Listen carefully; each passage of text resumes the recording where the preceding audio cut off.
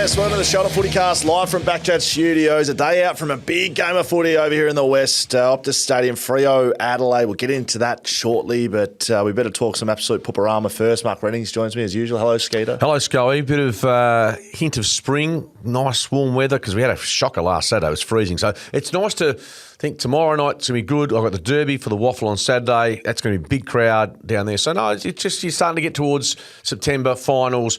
Because, you know, August, you and I, July, August, we're like, oh, I'm a grumpy old man, just want to get towards the back end of the season. I've had that this week, like specifically this week. It feels like the top 10's decided effectively. Top 4. Friday night will be good, but there's some really average games, more average than usual. Is the Derby East Freo, South Freo? Yeah, the first time the Derby's been held at the newly developed ground. It's free entry as well. So what's the newly developed? It's East Freo, the Good Grocer Park. So it's obviously they've had issues during the renovations, etc. They couldn't be there, and they couldn't be there because of the fencing issues. So yeah, it should be a good day, and I'm looking forward to it. Hint of spring. What does that sort of mean? 25 degrees on Sunday. That's what I mean. That means hint of spring. Right, bit of heat. Well, just warmth. It's like when you go, as you said. When I said I'm thinking out of Bali mid-year, you said do it. I went. For 5 days. So you did listen to me. It was great. You did listen to me. Can you admit that? Yeah, no, I did listen to you. I did. Do you ever, is that sort of one of the only times? No, I've listened to you a few times. Some have been productive. Some have been had a deleterious effect on my financial. I love it when you use deleterious. It's exciting. Yeah, really good. Jared Waitley. Good morning. Okay.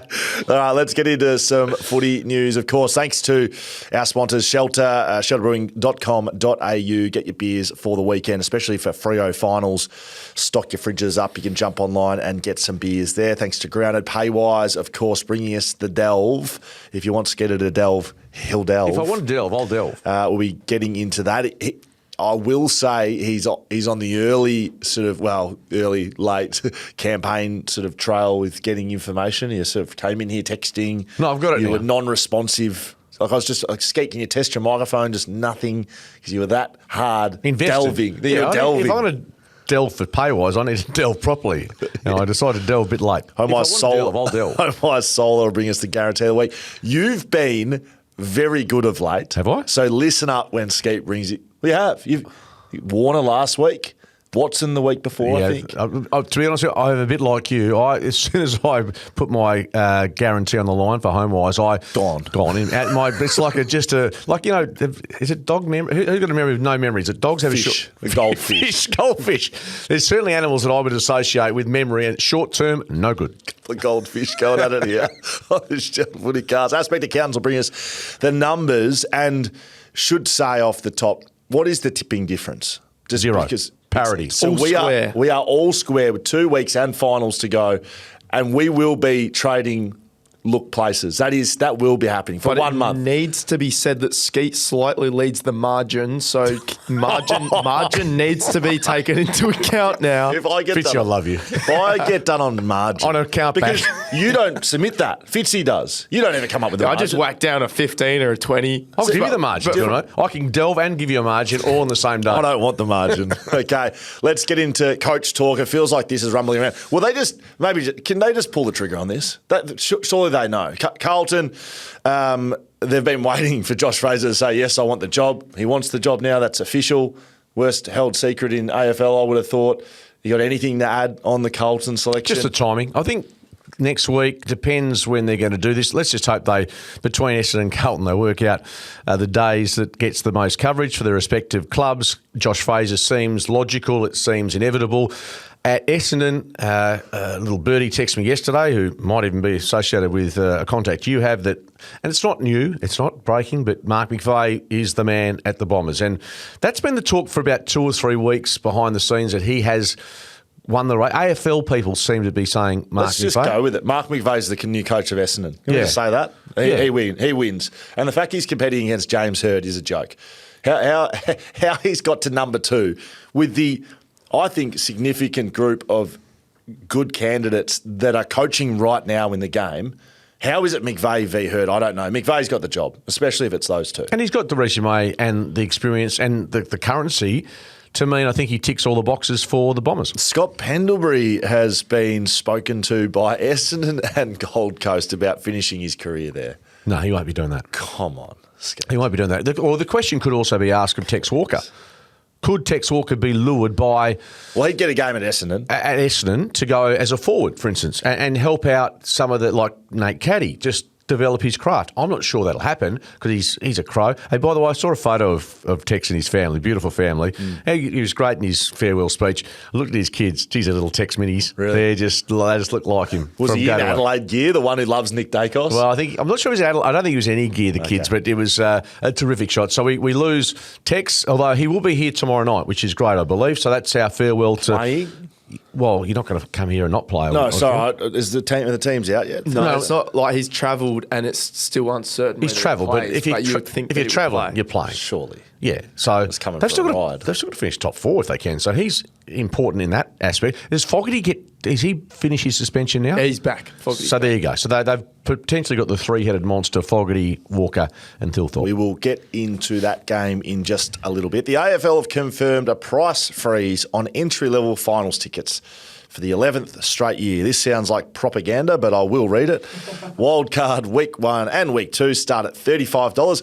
I promise you, and if you're confused at all, just go back and listen to the tapes. We are not paid to promote what the AFL are doing here on the Shelter-footycast. Prelim starts at $65. We will when you're the CEO. I reckon $35 and $65. Where do you reckon those seats are? That'd be behind a pillar, Up in the behind gods. the light. You'd be peering around some sort of object. $35. But I think, on Please. a slightly more serious note for Docker supporters who aren't members, is it August 24 for the qualifying final? Fitz, you look that up. But so that date's going to be important because they'll go so quickly, those tickets for the qualifying. Jared Schofield, not Will, Jared. This is, for those of you who aren't in Western Australia, he is the coach of the Subiaco Lions, was head coach of the West Coast Eagles for some time, and then effectively missed the job when Andrew McWalter, he went for that job, Skeet, and was pretty disappointed, I think, to not at least get a bit further in that chase. Well, even missing out on the job's one thing and then being basically cut from the club, that was a double whammy for him, which I think was unfair. But that's beside the point I'm about to make. Yes. He has been given 2 weeks for abusive language. Abusive, threatening, insulting. There's about 3 or 4 terms in that charge, yes. So this was in the WAFL on the weekend, and there was a tribunal hearing on Monday, and he was given 2 weeks for those things you just said, and he's appealing that to be held tonight. I think it's a pretty decent story because holistically across the AFL, we know that they want to stamp out umpire abuse. They certainly want to promote umpiring in the game. And this is a head coach of Subiaco who are challenging this year. They've got they're challenging for finals this year. They are, yeah. It was a 2-hour hearing the other night, and I didn't hear the evidence, didn't see what was said. Well, what's he said? Well, he's obviously had a go at the umpires, I think. I mean, he's not having a go at these players. When did it happen? Happened post-match. In the umpire's rooms? No, it was outside. It was outside. So Is there vision? I haven't seen the vision. There might be some you audio. You sound like a head coach. I haven't seen it. If I haven't seen it, I haven't seen it. But bottom line is, and look, Scully's a great operator, but he's a hothead. There's no question about that. Oh, yeah. It runs in the family, I think. Your cousin, younger brother. I would suspect that tonight's going to be really interesting because 2 weeks, I can't recall a coach at WAFL level, for instance. It's state league level. It's a big story. It's a big penalty as well. So, look, I heard 2 words used, effing disgrace. Now, that was part of what might be the whole terminology used by Schofield allegedly or guilty at this stage, to the umpires, or might have been part of a longer rant that he went on. I don't know. Would you agree with me, and you may not, that if he hasn't breached the 5 pillars, and I will hope you're noticing I'm saying 5 now, so family being one of those, but race, sex, religion, sexuality, and family. If it's just you run-of-the-mill, running your mouth because you're pissed off at some decisions, is 2 weeks overs? Because I think it is. Well, one of the pillars you haven't mentioned is, for instance, and we go back to the Zach Butters case with the umpire in Adelaide, whose name escapes me for the moment. Foot. Nick Foot, that's right. Butt. So if it's effing disgrace, you're a cheat. Does that sit well with you? If that's okay. I'm not saying that's what was said, but that's not part of the 5 pillars. No, it's not. And I was, by memory, against the decision against Butters. My overall view, Skeet, you don't know what was said. I don't know what was said. I just think there has to be a point in time that we couldn't Jared Schofield have come in and said, look, boys, I was heated up, ran a few expletives. I didn't mean them personally. He said, apparently, that they were directed towards his players after a loss. Now, there's all sorts of fabrication of evidence. If that is true, then I'm happy to walk across the Narrows with you. Can you imagine Jared Schofield in the middle of the ground? Umpires just happened to be there, calling his team a effing disgrace out in the middle of it. Like, it's not going to happen. So come up with a better argument. Like, I'm not saying. So your line of thinking is sorted out behind closed doors, which is admirable and correct. Glenn Jakovic, who was on radio with me last night, he would have been. Given he's very strong on the community football and the example it sets, he was calling for more than 2 weeks. Now, I'm not going to argue about the length, but I just don't think you can tolerate that sort of behaviour from a coach to an umpire in those circumstances. So what is the penalty under those circumstances? You're saying shake hands, say sorry, move on. At some stage, if you're trying to promote getting officials into the sport, when do you put the foot down on a coach that should know better, who's a leader in the WAFL, is highly experienced, and then just shoots his mouth off? If that's the case, if he shot his mouth off at the umpires. It sounds like he has if he's found guilty.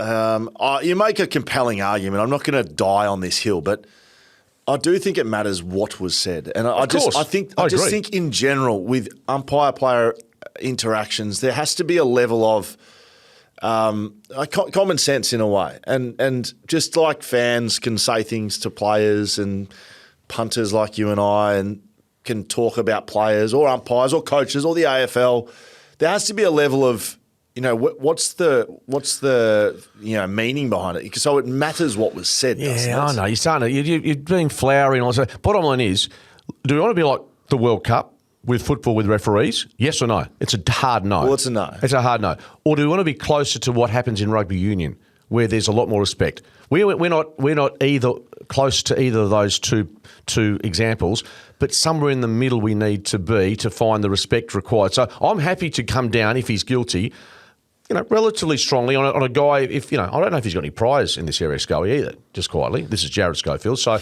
if he has, again, we're going blind into this, given we don't know the evidence. But if he's guilty, I don't know why umpires should have to put up with that post game as well. That's so. Do we fine and suspend and rip memberships up of people that want to sort of yell at players? Like, what's the difference there? They've paid more, or they. No, well, what if punters are on the fence and they're going, "You blokes are disgraceful today, you shit house." Are you talking about to the umpires or to the players? To the players. I mean, no. So that's my attitude. Because it's a lot easier to get players to come to a footy club than to get umpires involved in the sport. Is that the reason? Well, in part it is. Of course it is. I mean, I'm not, again, dying on the hill saying he needs to get 2 weeks, but I think we do have to get to a point where umpires are given some level of respect. Now, if that went past the pale last weekend and Scully's going to pay the price of 2 weeks, so be it. But the appeal tonight might come up. Generally, you've got to come up with fresh evidence, don't you? I would, if I was in his shoes, if he's listening along. Oh, yeah, I'm sure he will. But take advice. I would package up some really poor decisions made on the day. And if all he said was fucking disgrace, just say, well, how would you explain this umpiring? You go, it was really poor, or this was a really poor decision, and it happened over and over and over again. And yes, I did say those things. It wasn't to my players. It was to the umpires. I'm very sorry. I regret what I did. Wouldn't that be a better defence than, oh, no, I was speaking to Skeeter up on the hill. I was actually talking to Skeet with his Jats crackers over behind the players and the umpires. Do you know what I mean? Like, I think you're better off trying to be truthful in these situations, Skeet, but who knows? Well, and if they do that, if I was an umpire giving evidence tonight, I'd show a vision of Subiaco, who kicked 2 goals after half-time, the mistakes they made, the butchering of the footy they obviously did against an Eagles side who kicked 7 goals in the last half and won. I'd be holding Subiaco players' mistakes. There's more mistakes from players than umpires. Can I tell you a story about the WAFL tribunal that I once had? What were you charged with? I was charged with striking. And did you strike the person? Yes. Guilty. Case solved. Right. However, it was it happened near the ball. There was a lot of back and forth. It was at East Perth. It was at Leederville Oval. Long story short, gave him a little clip, and I was frustrated, and it happened. Yeah, definitely. But was it all? It was a bit of a ribticular. It wasn't sort of anything to write home about. The guy didn't get dropped to the ground or anything, and we played on. I was reported on the day, right? And so the umpire who reported me came in, and there was this whole thing, about an hour and a half, he did this and this all happened, and the umpire gets on the stand. It's a pretty official setting in there. It's quite intimidating. I was pretty young when it happened. And this umpire, who is now a pretty well-credentialed AFL umpire, so he's risen up the ranks, and he's a pretty good umpire, we'll say that, but at the time he was a WAFL umpire. He got on and gave a 20-minute sermon about the clarity he had of the vision, and he saw it with no impediment, and that it was very clear that Schofield had done this, and it shouldn't be in there. Almost gave an opinion-based thing, and so I was sort of sitting there going, okay. And my East Perth sort of GM at the time said, don't worry, we've got this absolutely sorted. So the umpire gives all this like absolutely black and white, and nothing else could have happened. We had the behind the goals footage, and we cross-examined the umpire, and the first question was, so you had a clear and unimpeded view of Will Schofield when this happened? Yes. You haven't made this report or these opinions after the fact, after you've watched vision in other areas? No, that's incorrect. Pulls the behind vision up. The guy who's given the evidence is the third umpire down. He is the third tier umpire. So he's two zones away. He's in the other D50. He's 100 metres from it. And there is 17 pairs of players in between us. You couldn't have seen it. And he absolutely embarrassed himself, and the judge or the guy said, we have to throw this case out. The evidence you have given is so far impeached basically with truth. You're so far from the truth, we can't hear any more. And it was thrown out on the spot. So my distaste for umpires may be clouded by that, Skeeter, a little bit. And I wish umpire such and such well in his career. But he will know that we rode the elevator down afterwards, and it was dead silence, awkward as, and I was sort of standing there like laughing away. And I just looked at him and I go, how do you reckon that went, mate? Pretty well. And he refused to talk to me. Never talked to me since. So who did you belt? Some poor battler on the other side. Did you, were you elbow, fist? Fist. Fist. Yeah, fist to the guts. All right, let's move on, shall we? Good stuff only. That's right. We're bringing you the good news, footy stories around the country. For your chance to win $2,000 every month, shouldn't be too far away from giving another $2,000 away, I would have thought, Ronan. Maybe 2 weeks. And then I reckon we start ramping it up for finals. We just start throwing cash away, I reckon. So if you've got some stories, if you want to contribute to this show or to BackChat, make sure you send them in. Links are in bios on Instagram, on YouTube, on our Spotify and Apple links as well. This AFL season, we are giving away $2,000 every month. Brian Emery has sent this one in from Baldivis. The Baldivis Brumbies, Skeeter. The Brumbies, how good's that? We had the cockle divers on Monday on BackChat. Ryan Fitzgerald, Fitzy of sort of Sydney and Adelaide, and he's the president of the Narunga Port Narunga cockle divers. And they had a young girl who kicked 100 goals on the weekend for the season. Obviously, and the field was stormed. It was very good. But this one here from Brian, a mixture of training equipment will be used for the boys from the $2,000. So 2 weekends ago, a pretty special moment at the Baldivis Brumbies occurred with Tom, Josh, Joe and Lucas Selwood all taking the field together in the A reserves. So this is the family of Michael Selwood, who I think he has about 17 brothers and sisters. Pretty creative with first names too. Tom, Josh, Joe. Michael, with a big Selwood family crowd cheering them on from the sidelines. It was made even more special to have their brother Bulldogs star defender Michael being back home for the Freo Bulldogs match, who was there to watch his brothers battle it out in the Brumbies colours. 4 brothers sharing the same field, representing the same club. It was an awesome Brumbies family moment. Skeet, have a look at that. The boys going about it. So I'm pretty sure Michael is one of 10. Yeah, that's right. So must be Catholics, are they? Yeah, well, I don't know. Probably. Well, he went to Aquinas, so it probably is. So well done to the Selwoods, and good on you, Baldivis, for getting the boys up and about. Didn't say if they won or not. Did we see if they won? Don't know. I'll follow that up on the PFL. Thank you very much, Ronan. Shelter Brewing Co. Beer fresh from the Busselton foreshore. All right, Skeet's got a parking ticket in 30 minutes. 30 minutes of power here. Skeet, Fremantle versus Adelaide. Optus, Friday night. Big footy here in the West. Huge game. We've had some big Friday night footies. To be fair, we've had some big Friday night games here. Geelong, Hawthorn, Adelaide. I'm missing one from not recent. Just a couple of those Thursday as well. So that's, either way, they're prime time Freo. Big stat thanks to Aspect, West Coast on the other end of the scale. Sunday, Hawthorn next week should be good. If Freo draw a crowd of more than 50,000 this week, Skeet, will set the record for the most consecutive home crowds of more than 50,000, which is 9 games ever by anyone. Is that correct, Ronan? Yeah, Jeez, West Coast hold it. West Coast hold the record from 2018 with 8 straight home games, 50k plus. I know it looks confusing because you're thinking, big Melbourne clubs, MCG home games, but all the Melbourne clubs will have at least one at Marvel a year. And if you're thinking home games strictly, no one has ever been able to string together more than 8. West Coast in their prime. 2018, yeah. During that one season, was it? Okay. Yeah. That's a pretty good start. That's a great start. Yeah, it's good. Alex Pearce should return. Who misses is the question. Is Sean Darcy going to make his way in for Mason Cox? And will Murphy Reid miss the game with a sore penis? They are all to be revealed when teams drop this afternoon. Well, it says his nether regions. Well, it'll be his testicle. That's what it won't be. It won't be a penis. It'll be a testicle issue. Can you confirm that? How are you so strong on that? Well, you were strong about Sam Taylor when we talk about his issues. Well, he's got one nut. He has one nut. That's a fact. Well, testicle. He lost a nut. Yeah. He lost a nut. So can you confirm right here on the Shelter-footycast that it's testicle related? I can't put my finger on it. But I will say, have you had eyes on the situation? Haven't really. But are you monitoring it closely? No, I'm not that close. But I will suggest that it's pretty stiff, isn't he? Wonder if there's we're waiting for table for 2 or dinner for 2, whatever you call it. Yeah, but if he's pierced the skin of that area, yes, the plums area, yes, then you suspect there might be more damage than what we. So do you believe it's a split testicle sack? No, split sack. Anyway, Murphy, if you are listening by some chance, we don't mean to talk about your. Just speak to him at Revo. Just ask Switter. He wouldn't. Imagine if he turns up at Revo with Switter. Just a quick question: is it a split sack? Anyway, I don't think he'll play.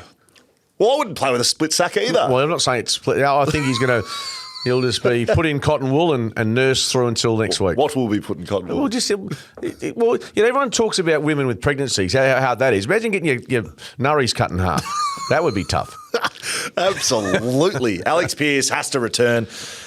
Look, I don't know if it's clear-cut Oscar McDonald's out of clearly Alex Pearce is back in. They have to find what is the best pairing. Oscar McDonald, Brennan Cox, Luke Ryan, your man, Lukey Ryan. Well, he's got to play this week, Luke Ryan. Well, he has to, doesn't he? They can't drop him for his 200. Jeez, it'll be stiff. Talk about stiff. It'll be hard. Very hard. Now, so we don't think Luke Ryan's in that. I just think he'd have to be in the conversation, Skeet, because I think Brendan Cox potentially looks better as an interceptor than a lockdown. And if you got Pearce as more of a lockdown, if you got Oscar McDonald as a lockdown, well, Luke Ryan, he has got some bigger jobs on Gunston, on Stringer, even though Pearce probably got some goals kicked on him by Stringer. I think their backline's just a bit of a question mark what that looks like. Yeah, so to the ruck, I think tonight when we see the teams, I think Sean Darcy will be in the team. Yeah, it has to be. I think. I'm only going on what I saw for him, and I watched the game, called the game for Peel against Perth. 56 hit-outs, a goal. As I said, he was pretty happy after the game about how he's moving, etc. So if you're going to find out something, you may as well find out now and next week, potentially. And put it this way, at the start of the season, he was your number one to-go-to man behind Jackson. Yes. So theoretically, if he's back playing good footy, I think, Cox, we know what Cox can do. They've got to have a look. Yeah, I agree. They're not going to learn anything more from Mason Cox in 2 weeks to go. Totally. They will learn in 2 weeks what Sean Darcy can do. They play him this week and next week, and they literally could put a line through him if he wasn't good enough, because they're like, well, you're not up to it. Or you're giving about as much as Mason Cox, maybe more. It's about the ruck connection and what he can do in the middle, though. It's not about the forward. No. Everyone's carrying on about Mason Cox is a better forward. It doesn't matter. He doesn't spend any time forward. You and I, through the Homewise Solar guarantee, I think we can both put our reputation on the line by saying it will be Sean Darcy named tonight. I'm happy to go with that. Great. Just my gut says it, and Mason Cox misses out. And does Brennan Cox play? I think so. And the third Cox involved Murphy's. Will that clear him? He'll be. I think he'll be given a week off. Okay, Murphy Reid to miss. They've rested someone almost every single week after saying they wouldn't rest anybody. Shea with a hand. Yeah, Shea with a hand. Alex Pearce was out. Come on. Brennan Cox with a knee. Rested. Well, knee. Warner, no. Come on, there was more. Oh, Hayden Young was sick. Yeah, but they would have been 50-50 calls finals they would play. So they rested them. So that's fine. A bunch of these guys Smart. were rested. Yeah, I agree. Why can't you say why would you come out and manage say is the term, Scully. Why would you say you're not doing it? Just say you're doing it. You'll manage me in this podcast through about November, December, I reckon. It'll be good. And October.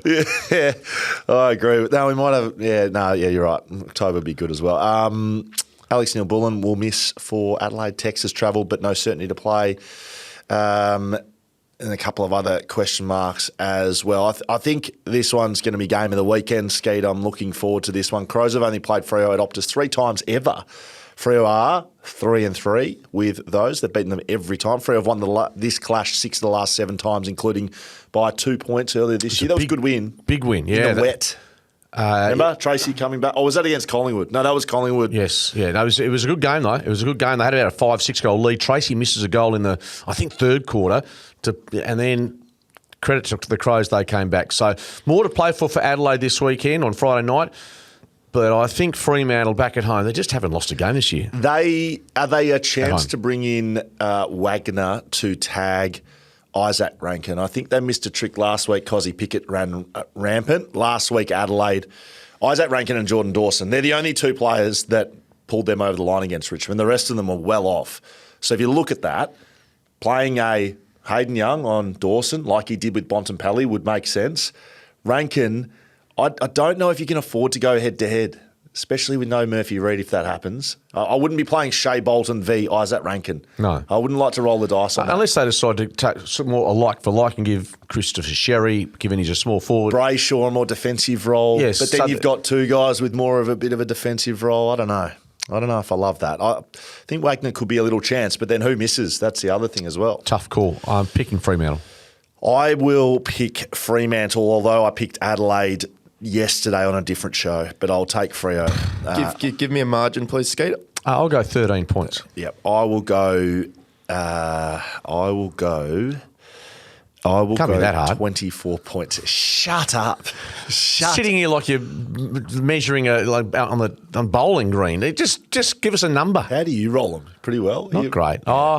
I like the feel of it because you just sort of let it sort of. You like a darts player where you need just a couple of pints to just probably a little bit, just get the couple of shelters in them away. Yeah, correct. GWS v West Coast, NG Stadium, Sunday early game. If I've ever seen a blockbuster, this could be it. Big stat thanks to Aspect. Harley Reid has more than 15 contested possessions in 7 straight games, the longest ever streak by any West Coast player ever. Think what you like about Harley. Love him, loathe him, everything in between. He is having an outstanding season. He is the best and fairest winner at West Coast by a long way. And what he is doing in the middle of the ground is surpassing not only at West Coast, but across the competition. He's a top 5 player in the comp right now. And that's pretty impressive. Pretty cool. Well, he is statistically. And yeah, okay. I think what he's doing in a really shitty side at times, I think we've got to kind of move past everything else around him. He's a very good player. He's a very good player. Very good player. He said top 5 to me.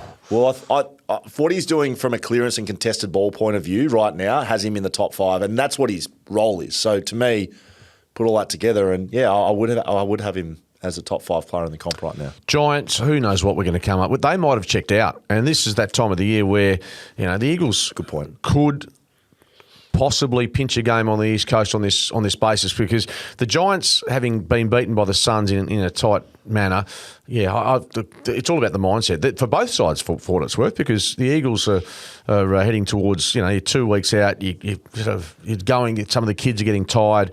I think this is a game the Eagles potentially could. Just a quick one, Harley Reid. Could he captain the team next year? Yeah, that's been a talking point. I don't know who ran with it. It's been floating around, isn't it? But sort of one will go and then it's just like bing, bing, bing, bing, bing, bing. Is it a year early? Well, you'd want him to commit to the club long term.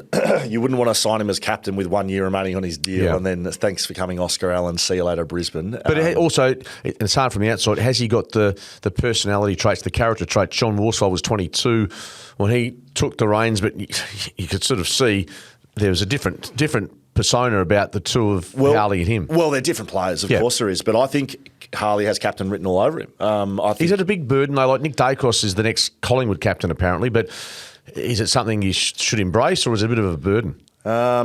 It just depends on the player because maybe Harley, given his stature probably as a junior, being the best player in every league he ever played in, best player in every team he ever played in, he's doing the same at West Coast, maybe he needs the crown. Like maybe he needs I am the guy.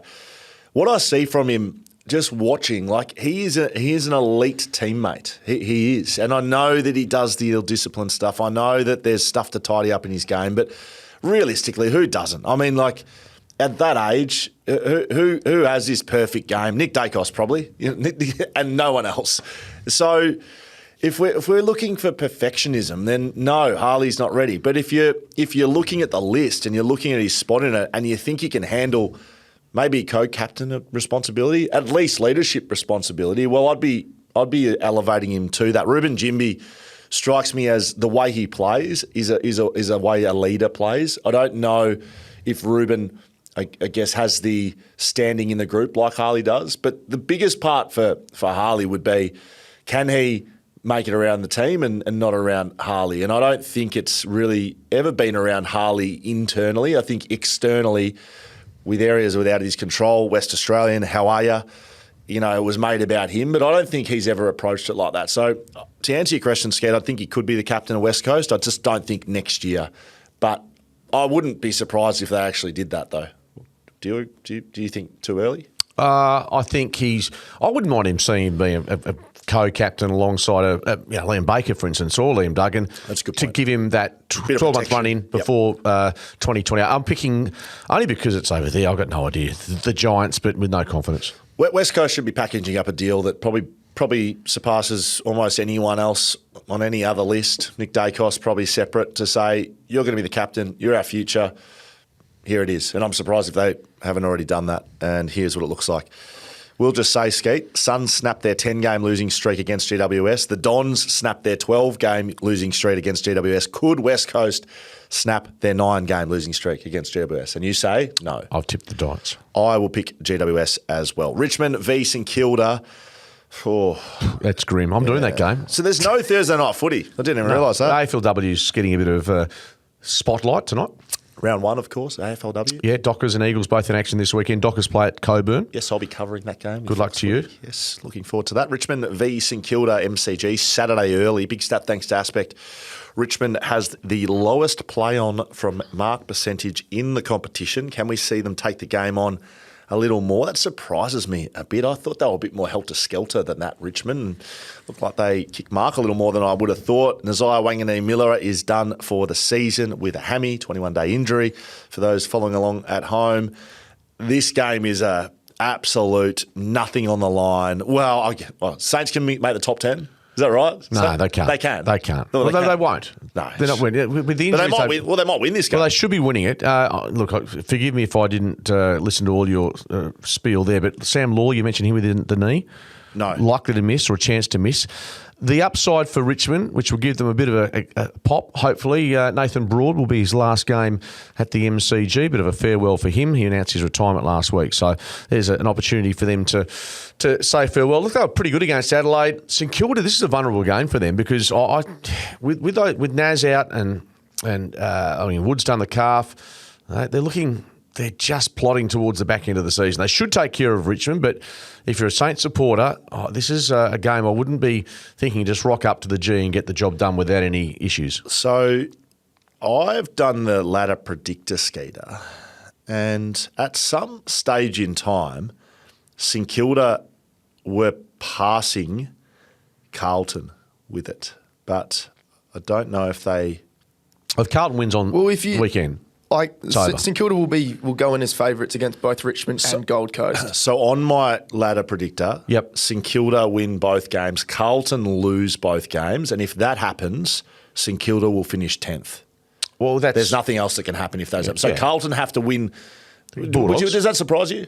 Does that surprise you that Carlton have to win at least one of their next 2 games to make finals? I thought they were. If they beat the Bulldogs, they're in, aren't they? Yes, that's correct. And they're favourites against them. So yeah, it's a huge game. It's a last hurdle for them. But back to the Saints. So yeah, the carrot is still there for them to keep winning, and they should be beating Richmond at the G, despite those elements I mentioned, Lawler out possibly and Broad's farewell. Yep, that's correct. So you've already given your Homewise Solar guarantee. I picked the Saints as well. North Melbourne, Geelong. At Marvel, Saturday Arvo. Big stat thanks to Aspect. Geelong have scored an average of 130 points in their last 5 games against North. Geelong have won this clash the last 15 times by an average of 50 points. I've got to be honest, I'm sort of nervous about this game. You're barracking for Geelong big time. I absolutely am, because otherwise I'll be covering the Hawthorn West Coast game with a Viking beard and I'll be eating kangaroo meat for around 24 hours, I believe. So I'll be watching this very closely. So will bloke called H. Brayshaw. Jeremy Cameron has returned to training. Can we get him back in the side very quickly? He won't play this week. Danger may play. Get him in. And there's a couple of players floating around. LDU is in big form. Sheasel's had a really good year. Paul Curtis looks like a superstar. Suddenly, North are back, baby, and it's not good timing for me. Geelong are going to win this game. Yeah, Geelong's. Look, we saw North against the Bulldogs. They've had I've got to be honest, they've had their moment in the sun, beating a team above them for the first time in ever 38 games or something. Come on. To be totally honest, no. The quality of Geelong, since that sort of mid-season slump, they've been pretty good, very good, knocking over Collingwood along the way, who've not a top 4 side, but no, they're the class of Geelong, the stakes are so high, they'll be winning this game and you will end up seeing Hammer in about a fortnight with the kangaroo meat hanging out of his mouth. Yeah, because I think they play Sydney at the SCG. They finish. If they win that, I think I should be eating kangaroo meat if they do that. We both pick Geelong. Brisbane v Gold Coast. The Pineapple Grapple, I believe, Skeeter at the Gabba. Big stat thanks to Aspect. Don't say that in front of Murphy Reid. Gold Coast has a 3-19 all-time record at the Gabba, so they've played well there in their history. Coleman is available. That's Kitty, not John. The medal. not John Coleman. No, but I think he'll sort of run out too well. Lions will be likely unchanged. Sam Collins will be a test after a late out last week. Suns finally broke their 10-game losing streak against GWS last week, but they didn't look amazing. Matty Rowell finally rocked up. He had an incredible game, broke every stat level, but it would have been nice for him earlier on in the season to do that. Will Ashcroft is in absolutely unbelievable form at the moment. Skeet, he's on an 8-game streak with 30-plus touches and 5 clearances. Percentage will be important to Brisbane, given it's 0.2 separating them and Adelaide as we speak. Yeah, I just can't make a case for the Suns. Every time we see Brisbane against Gold Coast, they lift another level. We saw that in the finals last year. And you're right, percentage will be important. Interesting to see how they do mix it up. Obviously, last week had a couple of milestones. And again, this week, it's Chris Fagan goes past Lee Matthews in terms of, he's just been a wonderful story. Probably the best footy story in coaching that we've seen in the last 30 years. Yeah, I'd agree with that. That's good. We both picked Brisbane. Hawthorn v Collingwood. Big game. Saturday night, MCG. You talked about Freo Adelaide. This has got a bit on it as well. Pendlebury and DeGoey possible ins for this one. I'll be hoping they get there, but they'll still be missing Howe, Maynard and Perryman from their starting 18. This game was a draw last time they met Skeeter. I recall that. It was a goal kick by Dylan Moore on the final siren. I remembered the game. That's right. So the Hawks looking to seal their top 4 spot in this one. They play the Eagles after this. You'd think they'd be able to do that. They are 2-4 against the top 6 this year, Hawthorn, which is a bit of a damning stat thanks to Aspect. Good news is they're not playing a top 6 side. That is correct, Skeeter. So it doesn't bode well for them in finals, though. Pies have won 7 of their last 8. Huge game against the Hawks and the Lions to finish. How do we see this game going? They're so honest, Collingwood, that you know that they'll give you this system base, as we said. It sounds a bit of a cliche word, but they play the style really well. Getting Pendlebury back, DeGoey more so important. Yeah, Dacos will, he'll take care of him. Trying to think of anyone at the Hawks who might do the role. I don't know. But Good luck. Yeah. Good luck, whoever it is. Forward line for Hawthorn's been, I want to see a bit more from Marby Achola, who was disappointing last week, to say the least. And look, they had Tommy Barris, your mate, had a pretty Stinker. No, he had a stinker. Yeah, in fact, the whole group had an ordinary time of it. So on that basis, Collingwood came back from Perth. I think they should have won that game earlier in the season. Hawthorn, all the numbers stacked up in their favour. So I think they'll get it done here. Just on that, Finn McGuinness was a couple of years ago. He's about the only tagger who actually did manage to get a hold of Nick Dacos. Is that right? So I wonder what the secrets are. O'Sheen, Mullen, and Jordan. Has Jordan done a job on him previous? Anyway, but yeah, they don't have a huge reputation, but Nick will get what he gets, and I think Hawthorn wins. Big Billy Frampton, if he makes All-Australian squad, which I think he will, and then if he gets in the All-Australian team, that's a zero to hero type situation, I reckon. Like he's turned himself into a proper backman, and I love it. And I think he's going nicely. I will pick Hawthorn to win this one. Yeah, I'm not sure they have All-Australian squads. Just pick the team. Well, it gives the All-Australian squad selectors something to sort of hang their hat on. Or go and meet in Melbourne and have the sort of salmon sandwiches to Jacko and David Mundy, saying to enjoy that. Salmon sandwich. Well, you sit around the office, in Melbourne and work out the judges that were there last year, but now because they're involved with betting agencies, they're not there, and so you just sort of try and work out what's going on from here. Port Adelaide v Melbourne. You picked Hawthorn, did Yes, you? I have. Port Adelaide v Melbourne, Adelaide Oval, Saturday night. Big stat thanks to Aspect. Melbourne has been involved in 5 games where both teams have kicked 100-plus points this year, the most by any team since 2013. So it's a free-for-all. Every time Melbourne plays is going to be a free-for-all for goals. Georgiades is back. He'll be happy with that. Horton Francis is a test with that knee. I can't believe that. Hyperextension. Yeah, well, good on him if he gets out to play. Zach Butters, I don't think he's not a chance for this, but it's sort of been rumours he's trying to get back for the last game for Port Adelaide. Take your 20 mil and just start packing your gear. Like, what? Just literally pack your locker up. It says a bit about him, though. Well, it does say a bit about his character. That's fine. It'll say a bit about his bank balance if he comes back and he does it again and he hurts himself long-term, Skeeter. Come on, you're a cash man. I love the cash, but I think you're also going to show character.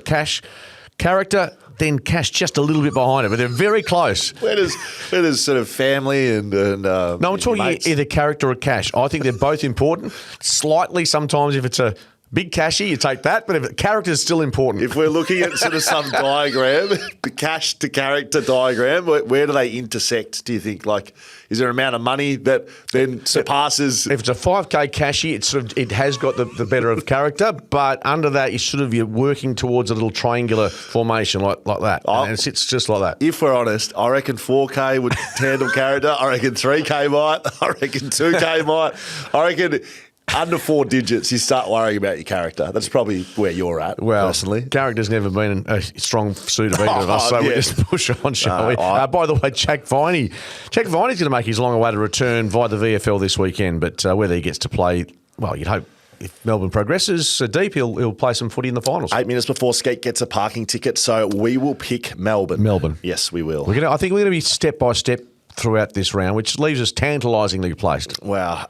Okay, 2 games to go. Western Bulldogs v Carlton, Marvel, Sunday Arvo. Third big game of the weekend. Big stat thanks to Aspect. Carlton are the number 1 D50 to forward 50 transition team in the comp since Josh Fraser took over. That means when they get the ball back in their back line, they can transition the ball better than any team in the competition. I think that's a terrific stat. Thank you very much, Aspect.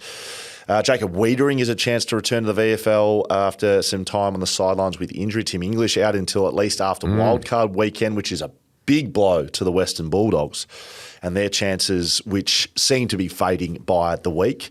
Huge game, though. Blues can seal a top 10 with a win, as we spoke about earlier on in the show. And the Frasers' 10-2 record is equal first alongside Freo in that time. Are Carlton one of, if not the second hottest team in the competition right now? I told you pre-season they'd be the feel-good story. Just didn't realise we'd have to sack a coach and go through what they did. You did. You were very hot on Carlton. I just said, though, it could be a feel-good story. By the way, the Bulldogs are going to unveil first-round draft pick Lockie Carmichael. Tell us about him, mate.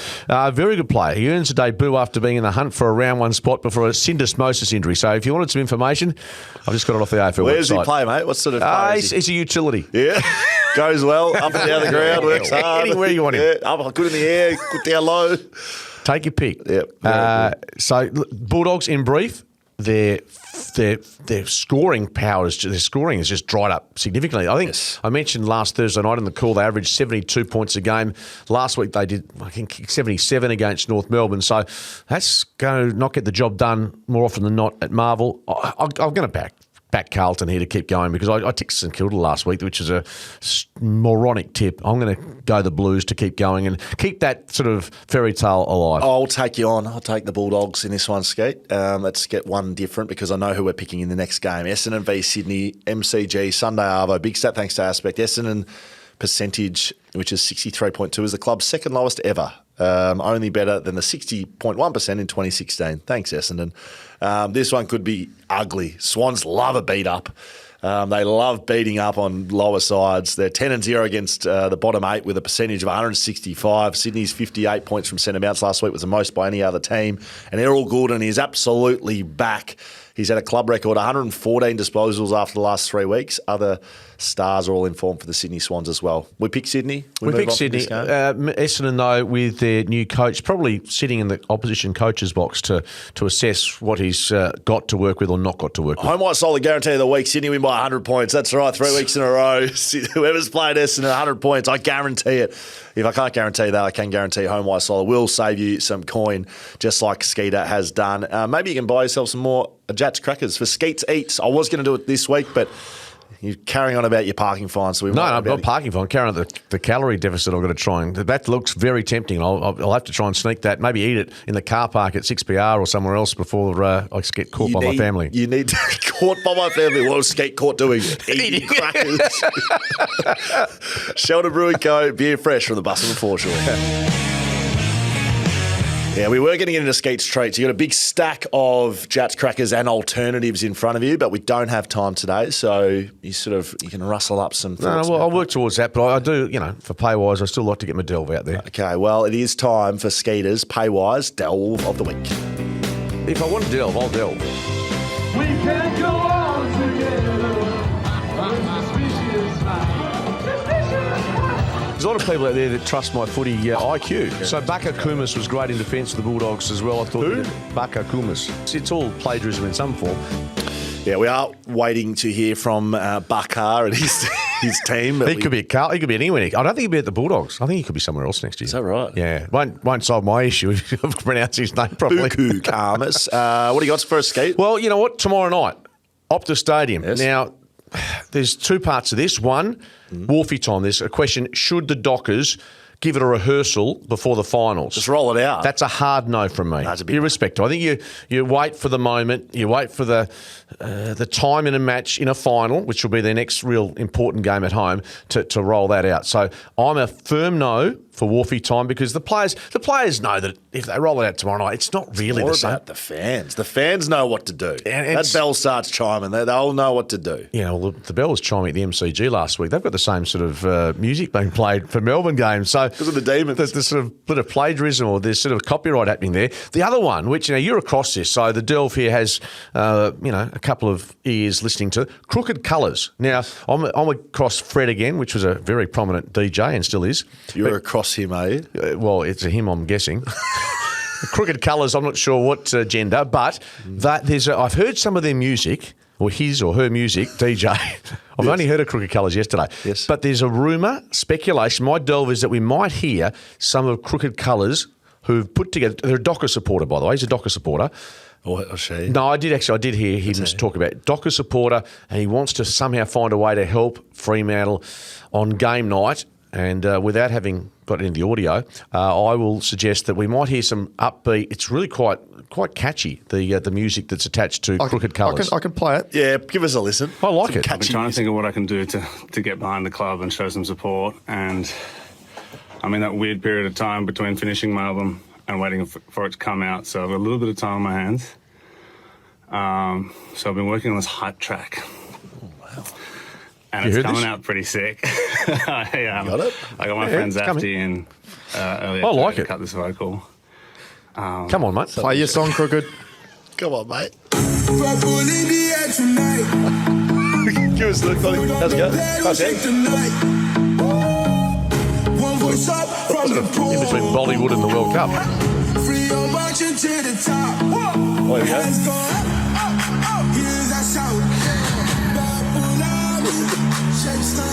Come on, Skeet. Here comes the drop. You like this? Oh, it's like 2 o'clock at the hippie club back in the old days. Wow. I like it. Do you like it? I like it, Skeet. Crooked Colours, I like him. I think that imagine that at 3/4 time tomorrow night. Anyway, that's my delve that he will make an appearance, his music will, but no Wolfie time. If I want to delve, I'll delve. That is Skeeter's Paywise delve, and it may be one of the best because I tell you what will be getting clipped up after this is Skeeter dancing to that song that no doubt Ronan you just captured, which was just brilliant stuff. All right, we're going to have to skim through because Skeeter's parking is up. We'll get to the emails on Monday, I reckon. Well, No, you're looking through thinking, oh, it's too hard. oh, well, it's a long one, and it starts with... You're an idiot. I just see the last line, you dickheads. And it's, so, Well, that's enough. That sums us up. So we will get to those and some of the Instagram messages. We'll do that on Monday. So brilliant stuff, everybody. I've actually go and help my daughter's boyfriend go and construct a bed. So Future son-in-law. Yeah, how do you think that's going to go? Me helping make a bed. I can't even change a light globe. So it could be an interesting half an hour of dealing with a numpty. Who's the numpty? Oh, definitely, mate. Sam's actually got some idea. What are you going to do? I've got to hold the bed apparently while he constructs it. So will your hammies hold up to that? No, everything's good. I'm doing weights at Revo. You are in good nick. I will give you that. No, family thinks I'm fat. So anyway, that's an issue I have to deal with the counsellor. Leave those there, right there, those Jats crackers. All right, I've got to run, and so do you, Skeet. Have a great weekend. Great games of footy coming up Friday night especially. See you at the footy.